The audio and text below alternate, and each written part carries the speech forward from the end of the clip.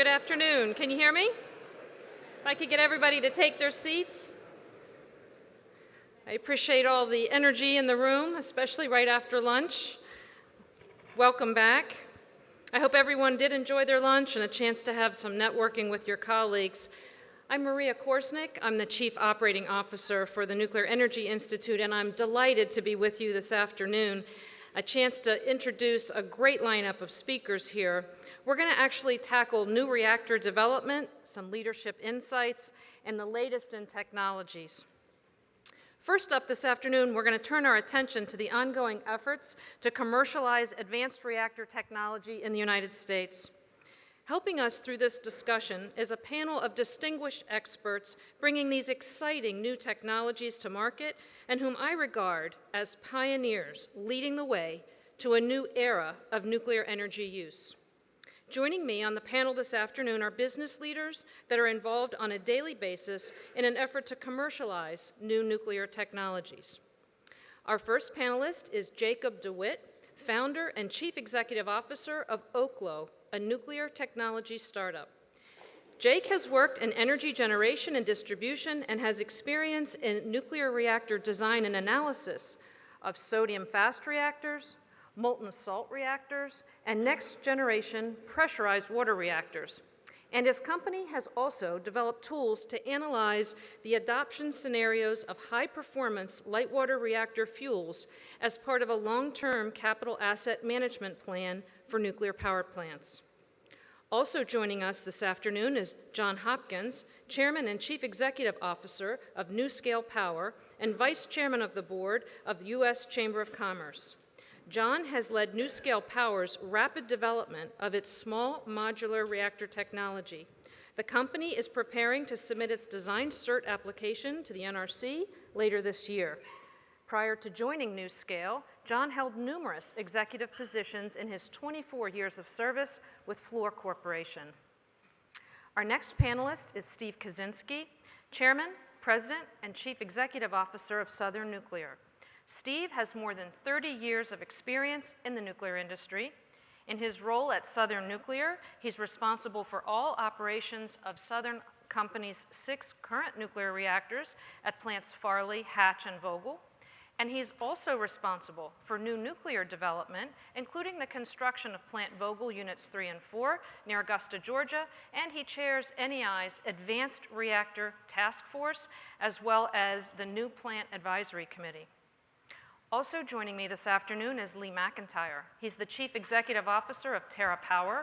He has more than 35 years of executive leadership and governance at large global businesses, including CH2M Hill and Bechtel Corporation. Lee also serves as an advisor to the National Academies of Sciences, Engineering and Medicine, the Business Roundtable, the World Economic Forum, and National Petroleum Council. And rounding out our panel today is Cindy Pezzi, Vice President and Chief Technology Officer at Westinghouse Electric Company. Cindy is responsible for overseeing the development of technology that creates success for Westinghouse customers and solidifies the company's reputation as a global technology leader. Let's give a round of applause for such a great panelist.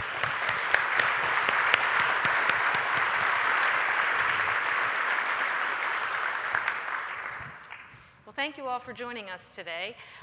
As you look at the panel, you have represented here from a few megawatts reactor, a little bit larger and a small modular reactor, and then some larger varieties. And so what I'd like to do is ask you to start first, talk a little bit about what your idea is, what you're sponsoring, and a little bit about your perspective. And we'll start with you, Jake. Sure, thanks, Maria, and thank you for having me here. I'm honored to be here today. So like Maria said, we're building a very small reactor. It's about 2 megawatts in power output. It's a containerized system that's designed for off-grid and microgrid generation solutions. So it opens up a lot of interesting applications in kind of a wide variety of markets, both domestically and internationally. We're based in Sunnyvale, California, so right in the heart of Silicon Valley. So we're kind of living the Silicon Valley startup dream right now. But it's a fun adventure. We've been growing the team quickly, completed out some of our full-scale confirmatory and validation testing, moving into now a full-scale prototype transient test stand. But one of the interesting things about going really small with nuclear is it opens up a whole new customer base. And their response has been actually quite phenomenal because we offer a solution for a big problem they have, a huge pain point of relying on diesel. And it's to customers that are unfamiliar with nuclear, but quite enthusiastic because they understand the power of energy density. You ask them, well, why do you rely on diesel? Their answer is it's the most energy dense fuel we know of. And I always love it because we can always come back and say, well, I know one that's 2 million times better. So it's a good sales point. That's great.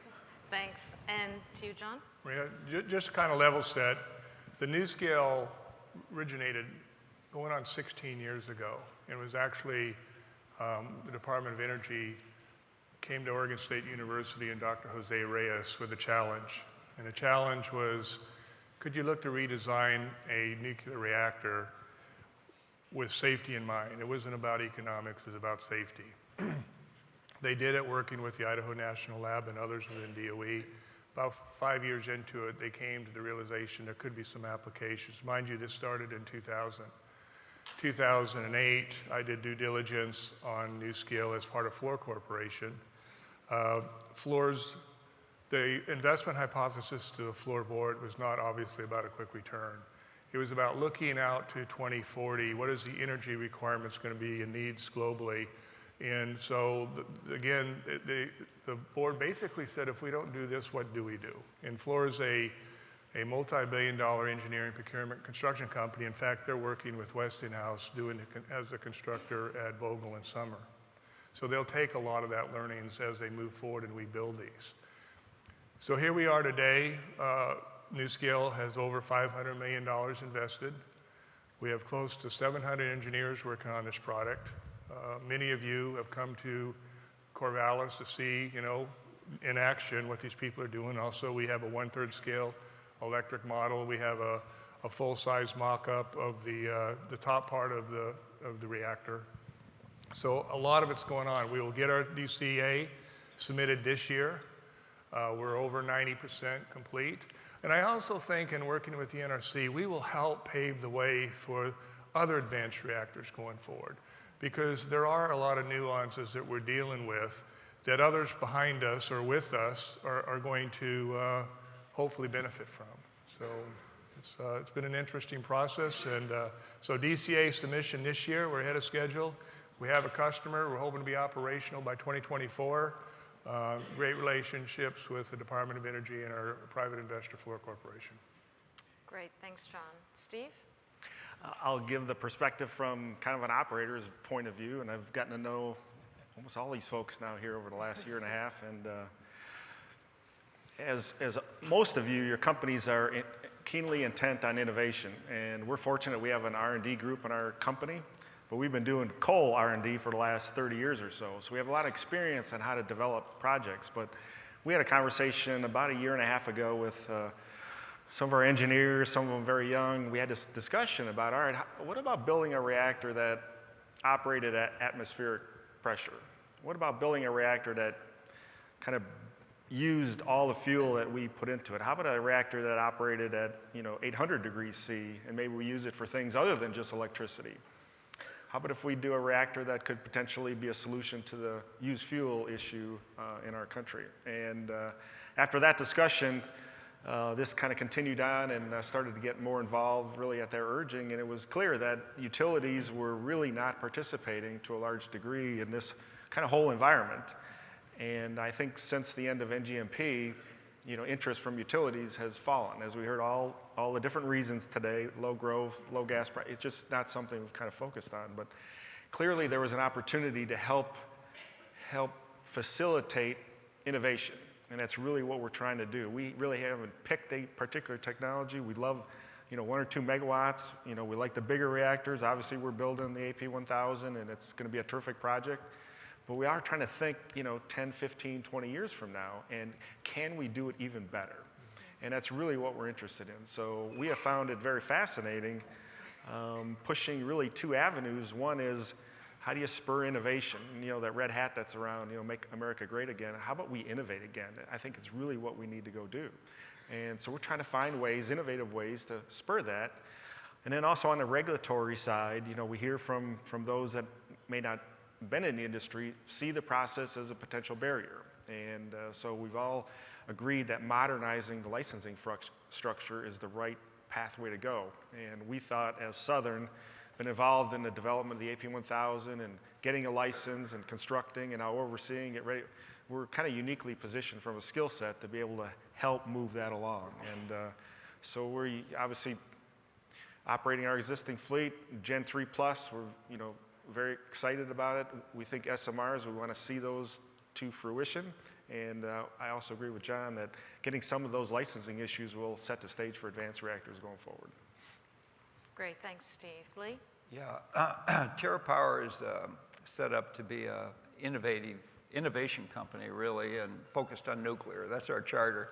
So we're doing some innovation things with health and hybrid energy, but our main focus has been for quite a while, which is something called the traveling wave reactor. It's a metal-fueled fast reactor, breed and burn physics, and sodium-cooled. And so that's where we've put most of our investment, a few hundreds of millions into this date. But we're also branched out a little bit last year and started working under Southern's leadership on doing some work with molten chloride salt, and maybe eventually even look at it as a liquid versus solid fuel. This all sort of started with our chairman, Bill Gates, who was interested in vaccines and health, and still is, of course, and had been given a lot of vaccines to people that were, quote unquote, living in squalor. And after they got the vaccine, he noticed they were still in squalor. So he started saying, well, how do you get out of that? Well, you need electricity. You also need clean water, but he focused on electricity and went with that chart we saw earlier today, where you need about 3,000 kilowatt hours to get out of poverty. That's been true forever. Even back in the medieval times, I think you needed 2 oxen and 2 serfs working for you. That was 3,000 kilowatt hours, and that got you out of poverty. And it's still true, and because then you can get up in the morning and pump some water, and you can go to work. And so we started looking at what's he need. He need a reliable, scalable, deployable energy that's probably carbon-free, and said, gosh, that's probably nuclear. Gee, but nuclear has these issues, concerns, safety, waste. So let's go work on those. So that's what we've done. We decided just to not fold up in a fetal position, but just go after them with technical solutions, each one of those sort of issues, and that's what we're trying to do. Great, thanks, Lee. And Cindy? Last but not least, so I'm very fortunate to be representing Westinghouse, who has been in this energy business for quite some time. It's amazing to me how many people don't know that Westinghouse was founded about 130 years ago by a great inventor, George Westinghouse. He brought a minor thing called alternating current to the world, and we've really been a company that's devoted to innovation and technology around energy for quite some time. Specifically nuclear. If you look at the first nuclear submarine that was launched in the United States, the Nautilus, that was based on Westinghouse technology. Shortly thereafter, Shippingport, the first electricity generating nuclear power station, again, pressurized water reactor technology, Westinghouse technology. And if you look back on the history, nuclear grew from that plant's commissioning in 1957 through the 60s and 70s because nuclear was recognized as an economical and environmentally friendly and safe way of producing electricity.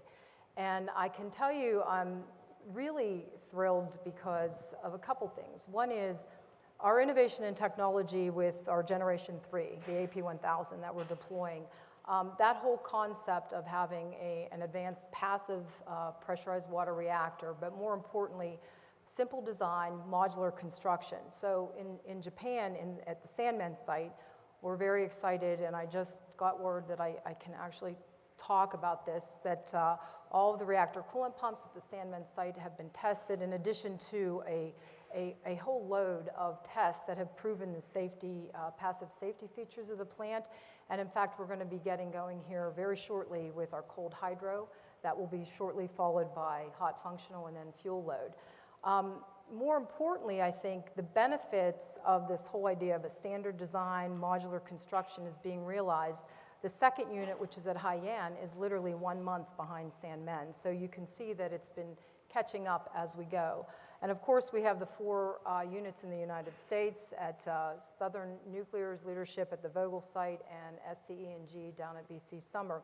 So Westinghouse has been in this game for quite some time. We understand that to innovate and to license and commercialize nuclear reactors, it takes a lot of time and a lot of money. Last year, we decided to take a clean sheet approach to look at this advanced reactor technology area, because there are technologies that have been around for decades that we've been investing in as a nation and as a government, but they haven't been yet commercialized. And interestingly enough, the team came back with a recommendation for a technology that was explored many decades ago, but hasn't been explored recently, which is a lead-fast reactor technology, which we're very excited about for many of the features that have already been discussed and described by others on this panel. Having atmospheric containment, a compact nuclear island with a high core power density, increasing efficiencies, increasing fuel utilization, all of these features. So we're excited about it, but yet we need to generate support in the United States, which we haven't done research in this area. Now, it's interesting also that this technology has been the subject of ongoing research overseas, and so we'll try to leverage the global research community. I think for us, as we've heard today from many of the messages, for us to really be able to continue this discussion of nuclear for an advanced reactor, it's our jobs to really make nuclear relevant again. And I was very encouraged on Friday this past week. I was invited to Energy Days up at Pennsylvania State University. And what I was encouraged by was a very visionary new president to this university that wants to make this university an energy university. But more importantly, what I was really encouraged by, which I hope everybody else agrees with me, that nuclear was part of this conversation as a renewable energy source. It was right there being discussed with everybody on coal, gas, the renewables, but nuclear was front and center. And they were talking not just about technology and research, but also about regulation. And I can tell you, and I don't think anybody in this room would disagree, we definitely, in order to encourage people like Bill Gates and others to want to continue to invest in the future of nuclear, we definitely need regulatory licensing reform, which I believe the NRC is working on, but we need to move faster, I would say. So. Great, Thank you. Thanks, Cindy. Appreciate it. If we look at the existing U.S. fleet today, you see a variety of designs, and yet as we go to the AP1000s, we are standardizing that. So the current 4 that are being built. So as we look at the different technologies that you spoke of, speak to the importance of standardization, or that it's okay not to standardize, sort of in your view as you go forward. I'll start. John, start with you.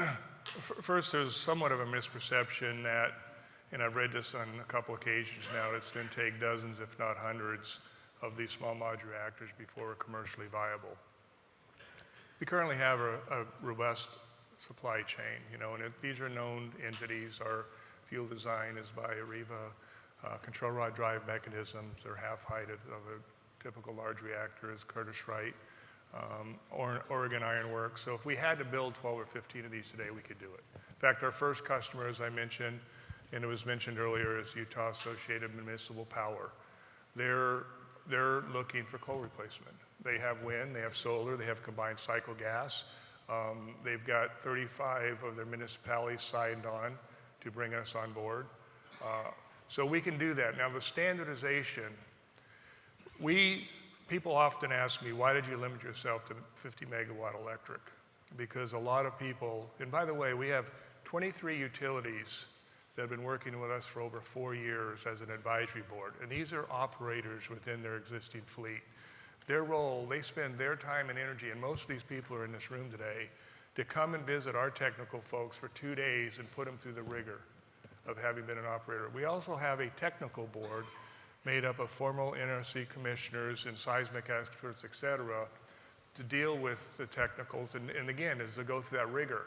But future state as we see it, that 50 megawatt was the envelope we believed comfortably that we could literally build these things in a factory, both containment and the reactor. So that once you get to the standardization or close to it, where you can build these things in a factory, if you think of what you have left out in the field, it's a heavy civil job. These things will come out of a factory as in the meantime you're doing your construction in the field, which is a lot of concrete rebar. It's in a rectangular hole with a liner, and then you come in and you put these things in the same way you decommission. You can take them out and move them back again. So standardization, for us anyway, is very important. I'll echo that. I mean, when we're as small as we are, it gets into manufacturing and not construction. And fundamentally, we want to build these things like we build cars, in which case standardization with occasional optional trim accessories. I don't know if we'll offer leather seats yet for our reactors, but that kind of optionality, it opens up a whole new paradigm for building these things. So I think it's critically important, and you see the benefits that have happened for a century when it comes to that capability on assembly level manufacturing. I mean, I think for the AP1000, standardization is right at the top of the list, and we're getting the benefits of China. But for me, I'm not thinking much in the way of standardization for advanced reactors, non-light water. In fact, I would not want us to be thinking about it because I think it'll stem creativity and innovation. I think we're too early along the lines.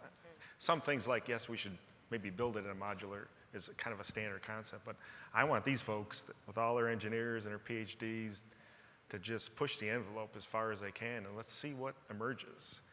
Once you get further on the development curve, then I think you start thinking about standardization with regards to manufacturing and deployment. But I don't think right now for advanced reactors that should be the highest priority that we have. So you want more creativity for all of the designs. Lee? Yeah, first I was going to say, yeah, I think standardization's cool, but I decided not to say that.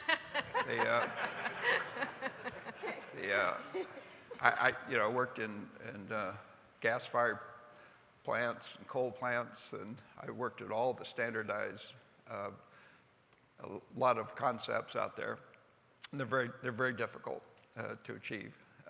But it's a good idea if you're worried about cost, and advanced reactors need to worry about cost, because if the nuclear industry doesn't get more cost effective, then it's got a real headwind with the things that were mentioned this morning, like gas and those sort of things. The big challenges on advanced nuclear tend to be fuel and metal, because you're pushing the envelope, like Steve said, on all kinds of physics. So you really want to focus on that area versus standardizing something that hasn't really been developed to the nth fact. So. Let's talk a little bit about cost competitiveness. Cindy, I'm going to start with you. Was that part of your thinking when you guys came up with a design that you're looking at now? Oh, absolutely. I mean, cost competitiveness is critical for nuclear. And so when we were looking at the different technologies, and again, the lead has not as maybe a mature technical readiness level, but when you look at it in terms of your ability to combine a real high power density core with an atmospheric type containment, I mean, you can do kind of, math and give yourself a comparison so that you can look at it in terms of potential for cost competitiveness. Again, these are developmental. All the advanced reactors, non-light water reactor, are pretty advanced technologies. So having precise business cases with costs and everything, you're doing comparisons. But absolutely, that was a key part of our decision in actually going with the lead as a primary example. So, I'm sure. Anybody else on cost? Passive engineering, passive design, obviously, and the things that has hopes for reducing the cost too. Just less complex systems, not pressurized. That's obviously in a cost-effective direction. I agree with that, and I think it is hard in some ways to assign direct cost numbers, but when you really drill into the total amounts of steel and concrete and just raw materials used for these advanced reactors, it's so much less. I think it's reasonable to aim for and hit a target that seems really aggressive, but hitting after $1 million a megawatt or $1,000 a kilowatt, I don't think is impossible. I think it is doable, and I think there's a lot of vectors on hitting that number. I get asked 3 questions.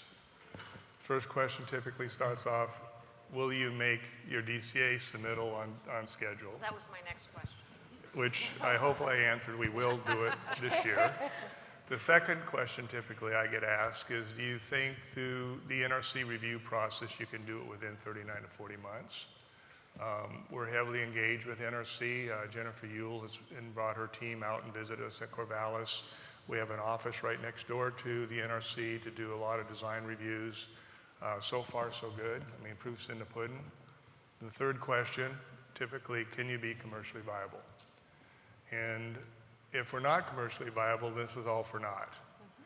You asked a question about standardization of design. I'd ask anybody who hasn't been to the booth, we have an exhibit right out here to really get into technical nuances and questions. But as I mentioned, when we started this exercise in 2000, it was about safety. It was not about economics or commercial viability. However, where we are now, it is about commercial viability.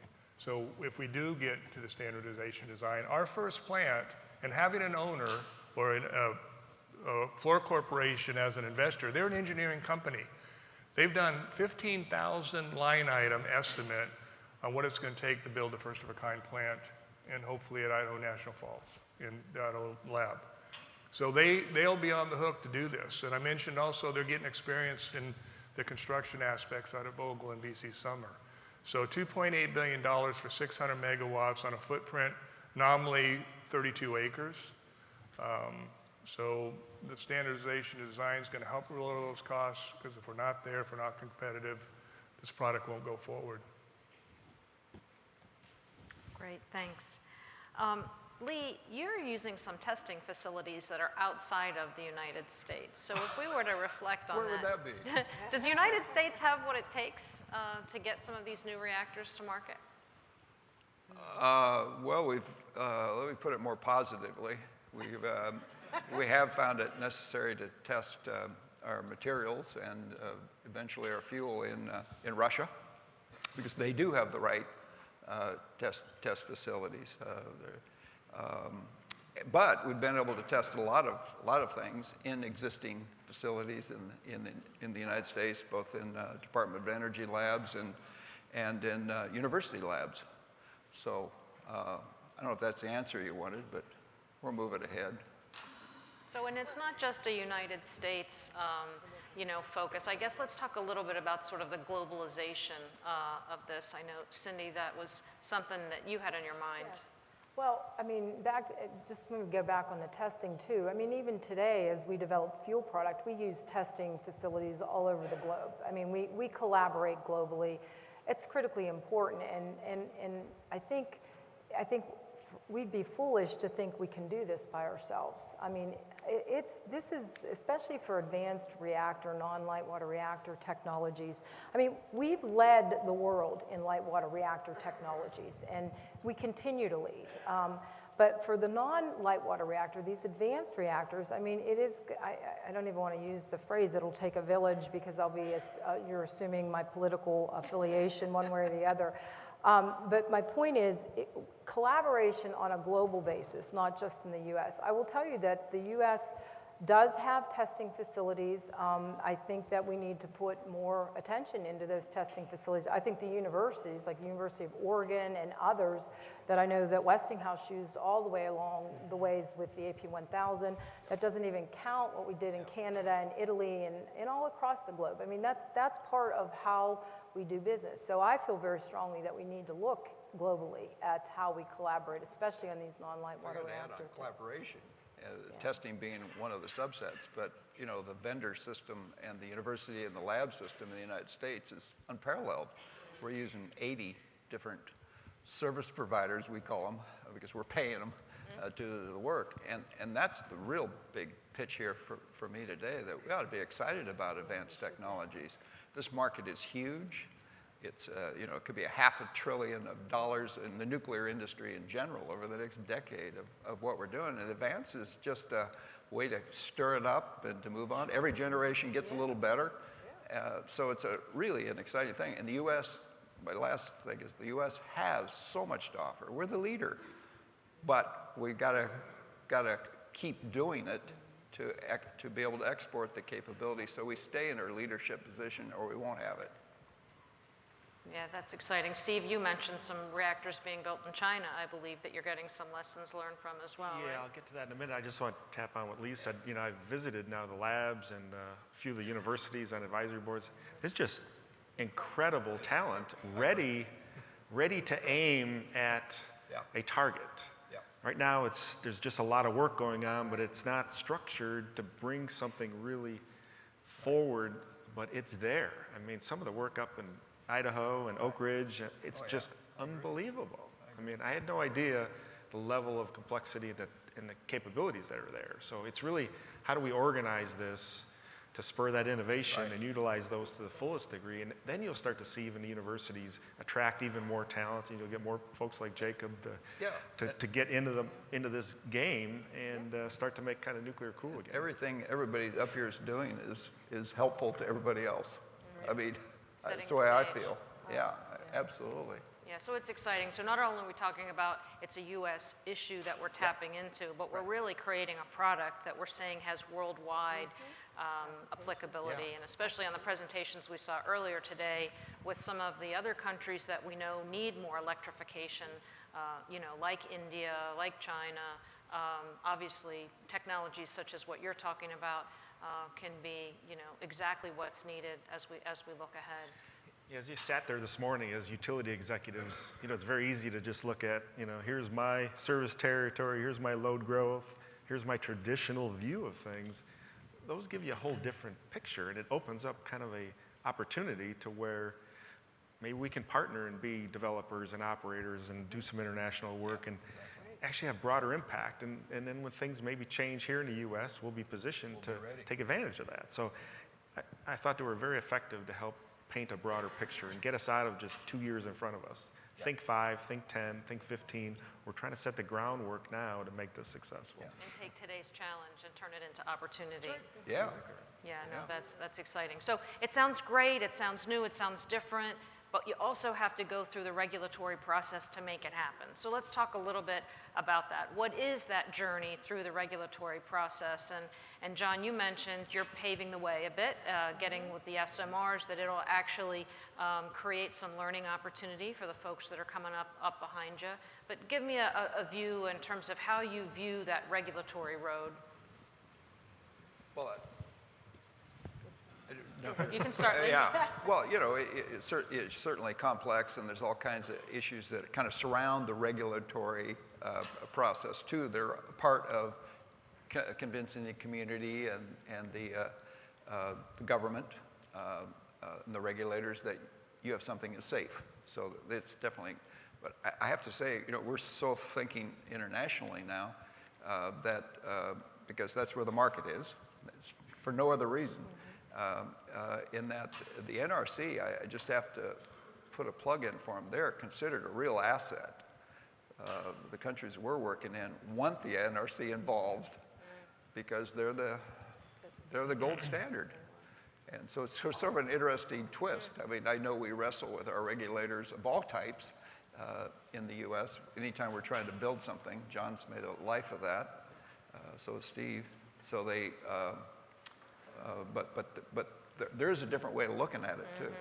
Yeah, that's nice. Yeah. John or Steve? No, I just, the rigor of the NRC is, I come out of the fossil fuel side, not nuclear, so I had a steep learning curve, and I'm still learning very steeply. But what we found is you need to have a lot of communications. As I mentioned, we're doing topicals right now on specific methodologies around the reduction of emergency planning zone. As you know, for a large reactor, it's 10 miles. We believe we're going to have the science and the calculations to shrink that much smaller, hopefully to site boundary limits. So we're heavily engaged with them in discussions right now via topicals of how that methodology can work. We don't have the need for hydrogen recombiner because we're oxygen-starved as a reactor. We don't have hydrogen. So a lot of this is not as foreign to what a lot of the NRC has seen with the big reactors. So I think You just got to, when we submit this DCA coming up, we're hopefully it's going to be the most thorough, as thorough as possible, recognizing that it's going to be a daunting challenge. But we had Singapore come in and visit us here recently. They're looking at water independence from Malaysia. They're looking at desalination, which through reverse osmosis, which is obviously a lot of energy requirements.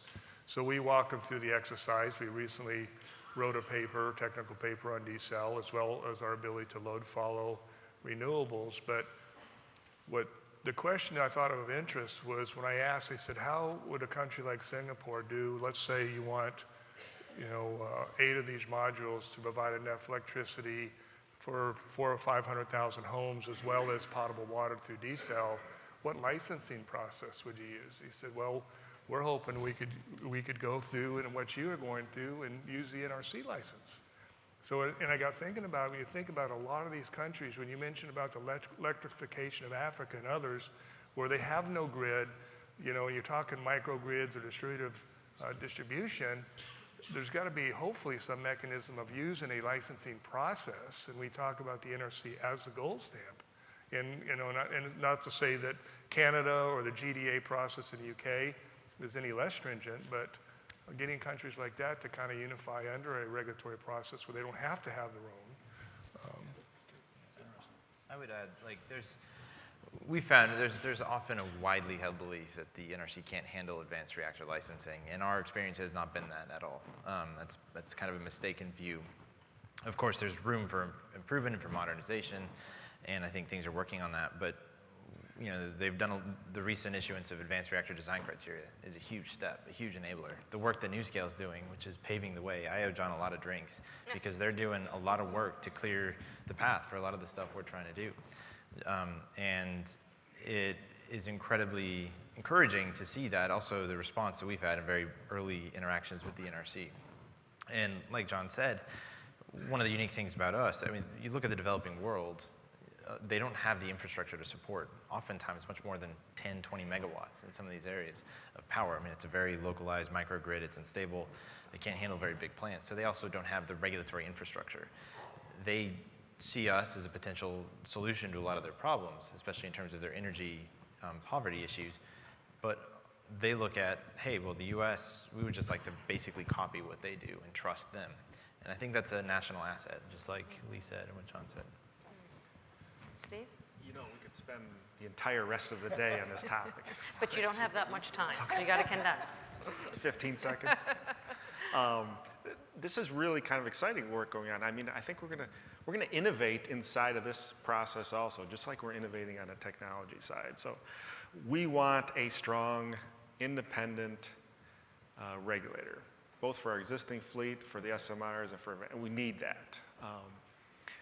But there's also a need to what we'll call modernize the regulatory structure, clearly. It's light water centric.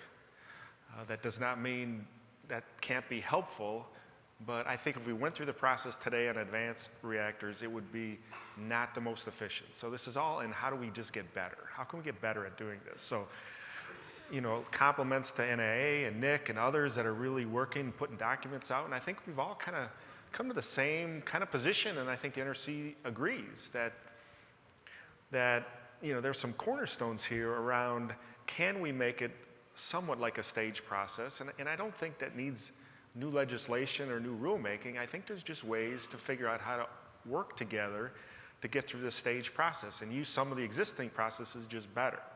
Can we make it risk informed? We'd all love to do that. We think there's value there. Can we become more performance based where we're not told use this pump at this flow rate to meet? Can we stay at a higher performance level and let the innovators figure out how to do it? I think we'll get to a better answer there. And then I think at least initially, we don't want to exclude any technology. We want to go after the generic issues so that all the technologies can benefit from that. Great people at the NRC, highly dedicated, but they're not really structured to do this. And that's why you're seeing the legislation where we need to make statutory changes. We should.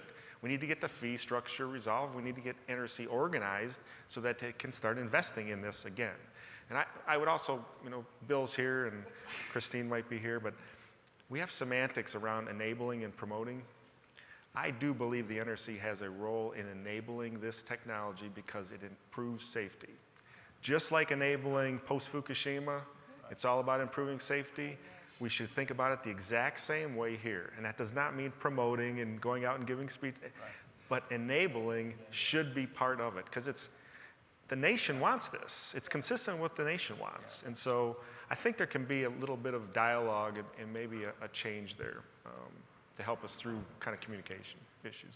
And I'll say one thing. You see some of the financing models for these efforts like ours were venture financed. And, you know, like Steve was saying, modernizing the process to be able to reflect a staged licensing approach, things like that will definitely stimulate and spur more innovation. And some of that a lot of that burden's definitely on us as the industry to work with the regulator to do that. But I think, like Steve said, that's starting to happen. The ball's rolling here. So good things will continue to happen. And you're saying that from the financing perspective because that staged process gives some certainty to the people making the investment that you're making progress, you're meeting milestones, and there's some certainty at the other end. Right, and you know, the one myth that we found, it was really interesting when you talk about raising money from venture capitalists, right, and especially on the tech side. First of all, the tech community in the Bay Area views nuclear as a crucial part of the solution for climate change, as one of the driving factors. And you're starting to see that materialize into more and more, not just promotion, but also investment. And, but one of the things, of course, is the regulatory process is foreign to them. It's different. It's not often you have to go getting Apple to approve your app to put on the App Store is a very different process.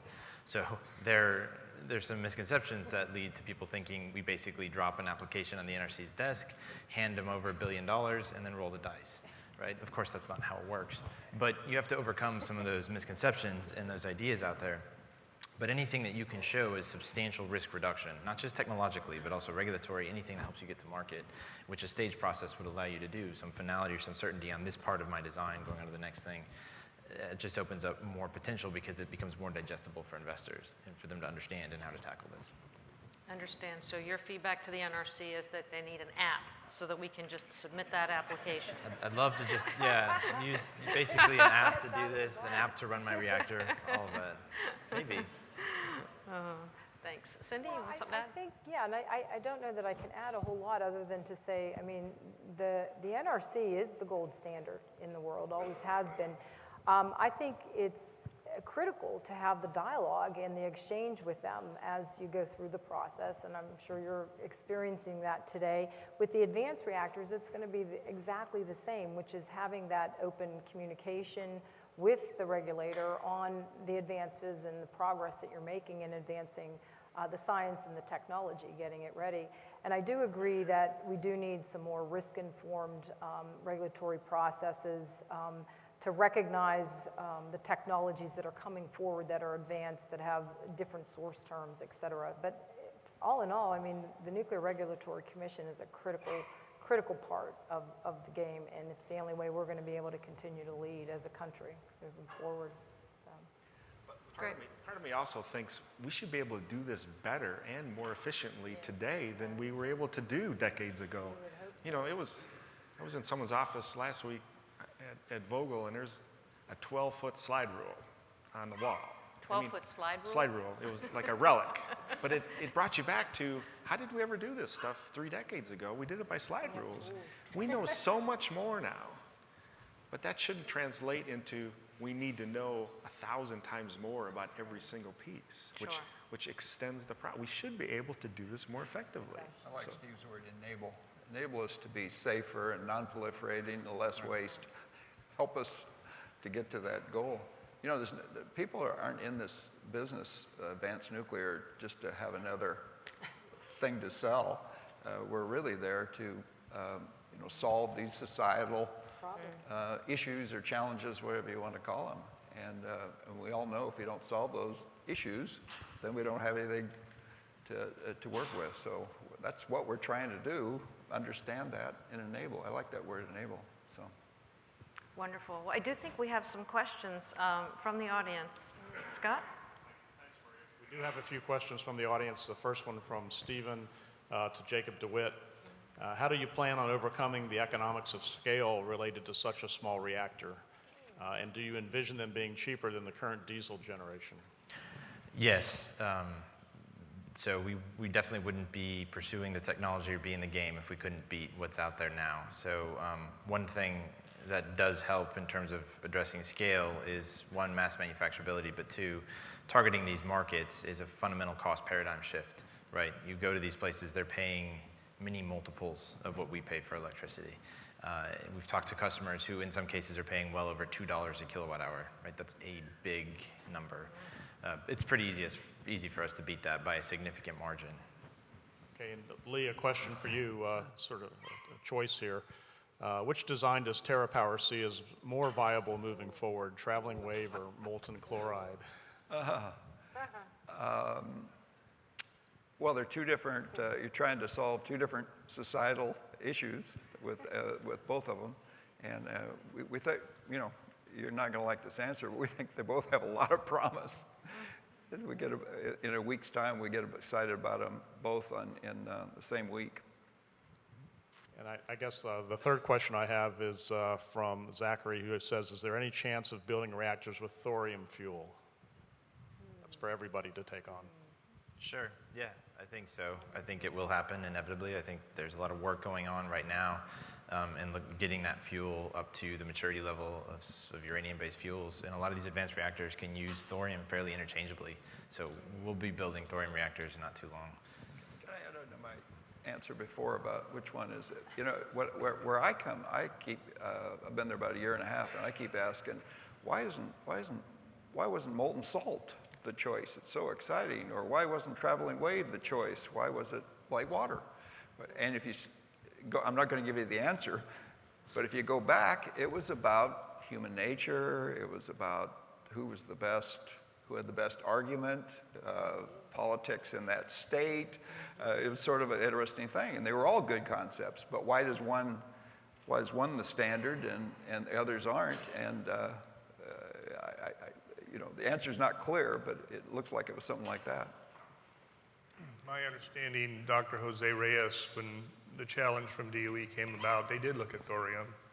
They elected to stay with light water because it was 50 years of proven technology, and they thought the process to go to something different at that time, and again, this was 15 years ago, almost 16 years ago, they elected to stay with light water. But we also just recently had the Nuclear National Lab do a 9-month study on the ability of our reactor to burn mixed oxide fuel. And so, you know, it's the beauty of what we're talking about here today. People have this, and I call them somewhat the manipulable uninformed, and we've heard about it. There's a lot of people who just don't know what we do as an industry.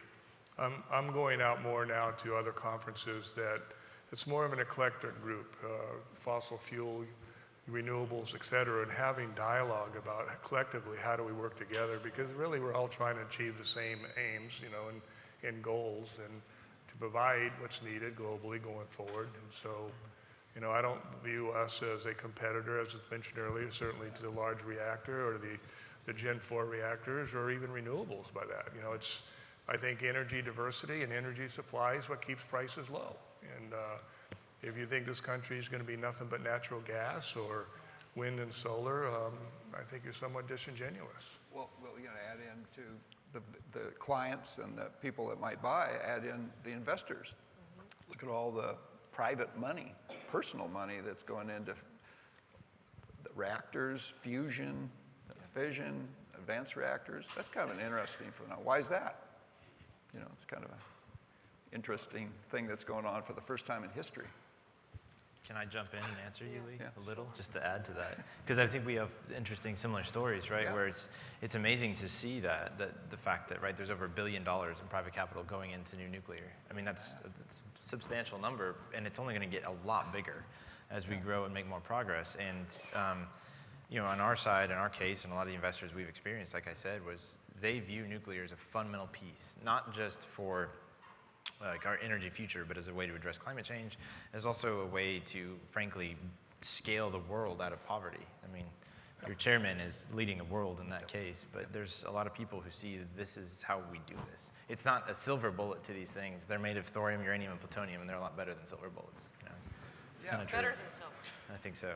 Well, I think that is going on. You look at EPA's Clean Green Planet proposal that was out 9 months ago, and they included nuclear in it as because they, not because they're crazy about nuclear, they just did it because they did the arithmetic, and to get to the carbon commitments we made in Paris, if you don't throw nuclear in, you don't get there. The arithmetic doesn't work, no matter how fast you grow renewables. So everybody's doing the arithmetic. And So I want to key off a few things that have been said.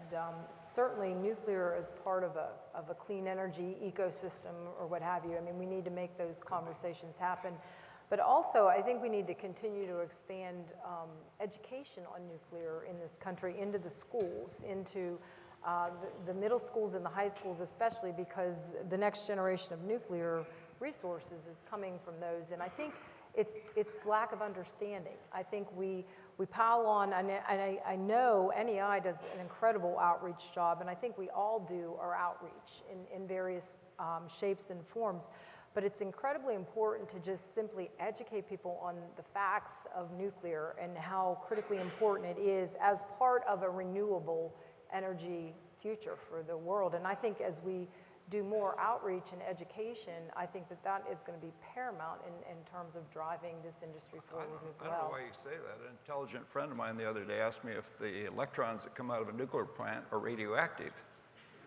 So I don't see the need for education. Gotta figure that out. Thank you for that. I think your comment is actually absolutely spot on. I go to a lot of the graduating MBA programs around the country, and I don't think we give enough credit to the younger people today in terms of how pragmatic they are. Because when you start talking about a lot of what we just talked about today, and if they're really truly concerned about greenhouse gas emissions and climate change, which most of them are, I would say 2/3, if not more, hands go up when you ask them, do you think we're going to meet the energy global demands without nuclear? And Without nuclear. without nuclear. Okay. So they're saying, they raise their hand saying, we need nuclear to make Gotcha. this happen. Okay. And, I come from a generation, we worried about, the China Syndrome movie and everything else, but these younger folks, they call them the millennials or everywhere, they, for the most part, they get it. And the other thing I was talking about, some people, a gentleman was up here earlier, talked about Michael Broom from the Sierra Club. I met with him about 3 weeks ago. He gave a speech, and when you listen to what he had to say, you would think they're against everything, anything fossil fuel or nuclear. But what he said about nuclear wasn't, they just, at this point in time, really haven't made that decision yet. So when I spoke to him, I said, I would like to challenge you to come visit me. Come see what we're doing. And see and then, you can walk away with an objective opinion. So hopefully he'll take me up on it. Yeah, excellent challenge. Let's talk a little bit about the safety proposition for these advanced reactors. What are some of the additional features that are being built into these designs as you would compare to today's light water designs? Well, no pressure is a nice thing to do. That's one angle some people are taking. That eliminates some issues. Separating the. Another thing, of course, is passive design. Whether it's molten salt or others, where you're using gravity and physics, natural physics, so that you don't need an operator to intervene. Is really a key thing. If you look at all the safety issues that happened before us, so the design is that's the approach. Keep it simple, use natural physics to cool, when things do heat up, let them expand and cool themselves with no operator intervention. So it's really fundamental. Cindy, your thoughts? Well, I think all your points are valid, and I think that these advanced plants are more safe than the already safe fleet that we have. And I guess I would like to see us as an industry progress beyond the safety discussion. As I believe our industry is one of the safe. Well, we heard statistics this morning on it. We are very much in industrial safety. We're the leaders of it, and I think. I'd like to see us not talk about safety as much and talk more about the other features of the plants in terms of clean energy and by the way, fuel utilizing the fuel cycle more efficiently, et cetera. I think those are really for the advanced reactors. I believe that those are the features that we should be promoting. Safety is inherent in what we do, and it's in everything we do every day in this industry. And I think that the more we talk about safety, the more we make the public a little bit more kind of like anxious about it. So the advanced reactors have many, many wonderful features. And the safety, yes, it takes safety to another level. But again, I like to believe our industry is really safe. I think fundamentally, we should ask ourselves the question, the way we've been communicating nuclear for the last 20 years, has it significantly moved the needle on the way people really view it? And I'm agreeing with Cindy a little bit. I think there's others, and what you're seeing here is folks that haven't traditionally been in this industry but are now participating. They see it a little bit differently. They package it differently. They talk about it differently. It's not that we're safe. It's flat out, you are the safest. There are no others. And then there's these other 10 benefits. There's really a lot to learn, I think, by some of the other groups that are positioning and marketing this a lot better than maybe we've been able to connect. And I think it's just value added to engage in all those people that are doing that, because I think that message is resonating, particularly with a different group that we want to have part of our kind of ecosystem to help make sure 20, 30, 40 years ago that we are strong and healthy. We, last week, I think 3 of us sat on a Senate as witnesses before the Energy and Natural Resources Committee. And I don't know how many senators we had in there total, but there are quite a few on both sides of the aisle. Senator Al Franken came in and said, Mr. Hopkins, he said, how would your technology circumvent a future Fukushima event? And I just came back from Japan and having this discussion because if you think of Fukushima, what happened? Obviously, it wasn't the earthquake, it was a tsunami that knocked out the electrical, that knocked out the pumps, couldn't cool the plant down. And so again, I think Mike McHugh, our chief commercial officer, might have termed the term triple crown of safety. Our reactor, again, with the size, it's 1/20th the amount of fuel of a large reactor. It is passively safe, unlimited coping period, but it does cool itself down with physics.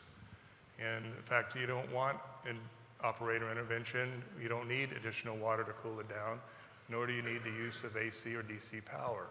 So if you think of an island like like Japan, that they shut down 53 reactors. They're totally dependent now on LNG coming in from 3 countries, Qatar, Russia, and Australia.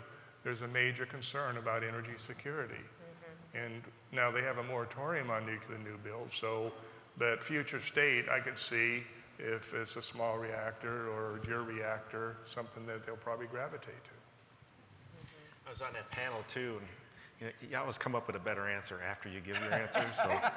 So try us on for the revised answer. Tried. So when I think about safety, I was asked about Price Anderson, but essentially, if we think about these advanced reactors, you really shouldn't have any need for a Price Anderson Act down the road. But I think here's a real challenge for us, and I think this will be with the public and with the commission. If we in fact have accident-proof, fuel that cannot melt and we cannot have an accident, are we willing to say we don't need an EPZ zone? Are we willing to dial down those requirements that for 40 years have been embedded in everything we go do? I think that's the challenge that we're going to have, because it's just part of our culture. And the NRC is an organization just like every other, has a culture, and these are going to be tough questions, but I think those are the ones we're going to have to go address. Because to get our costs to where we need it to be, we've got to be able to leverage the benefits of the physics and the technology. Interesting question. Absolutely. Very interesting insights. Scott, a few more questions? So last question that we have, and it builds a little bit on what you were just talking about in terms of changing the dynamic with these designs, and it goes to security. So can you talk a little bit about security concerns, or how we're going to address security with these new designs? I'll jump in because we get asked that a lot because we're really small. Let me just are you talking about physical security? Physical security. Not cyber, you're talking about physical? It was unnamed, but I'm guessing physical security.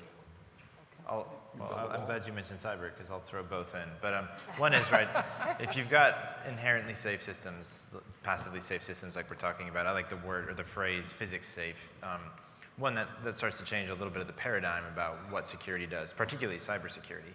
But on the security side, a lot of these reactors have the capability of building on the experience base that we have already in place and showing how you can secure these things. In our case, being very small, being in remote places, even though we're small, we're still too big. You can't just pull us out of the ground in a pickup truck and drag our reactor away.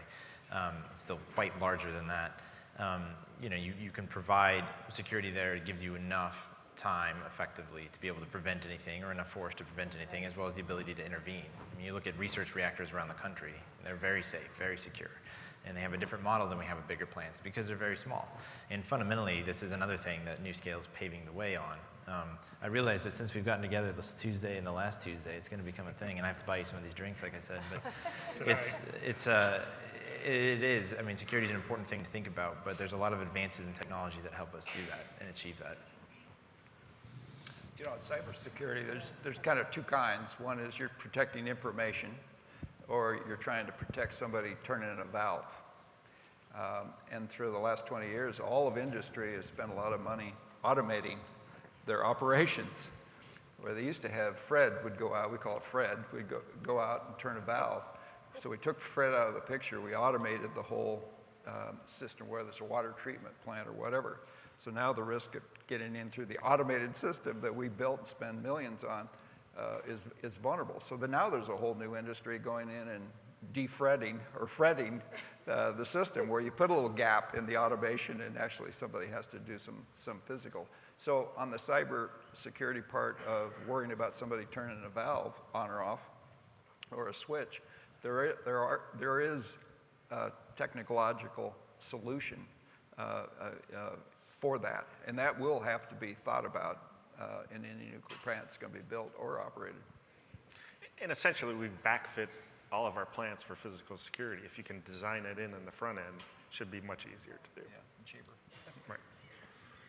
The only thing I would add is it's going to be part of that discussion with the Nuclear Regulatory Commission as you go through this evolution of these plants, and we appreciate NuScale paving the way. Yeah, I mentioned these utilities that are helping us on the technical side. Early on in design, if you looked at the original rendition, you would have saw wings on the side of our plant. Well, that begged the question, do you really need those? Because you will need additional security needed because you'll have that many more entrants and exits. So during design, if you look at it now, it's a rectangle box. And so we listened to what they had to say, and we think we can reduce the physical security. But to your point, we're still going to have to go through the process to justify. Well, that's great. I appreciate it. Thanks again to all our panelists. This was a really insightful discussion, and we're looking forward to it. Nice seeing you, Cindy. Nice seeing you, Steve. Thank you again. We're looking forward to seeing these technologies continue to progress in the coming years. SMRs and advanced reactors are a very high priority for NEI. As you heard from Don this morning, the industry issued a strategic plan earlier this year for the development and licensing of small modular reactors, and we'll issue another strategic plan shortly for the advanced reactors. We'll build on our experience with the Advanced Light Water Reactor Strategic Plan, whose success is evident in the 4 reactors being built now at the Vogtle and VC Summer sites. Now I'd like to thank our panelists again and invite Bill Johnson, Tennessee Valley Authority President and Chief Executive Officer and Vice Chairman of NEI's Board of Directors, to the podium, please, to introduce this afternoon's keynote speaker.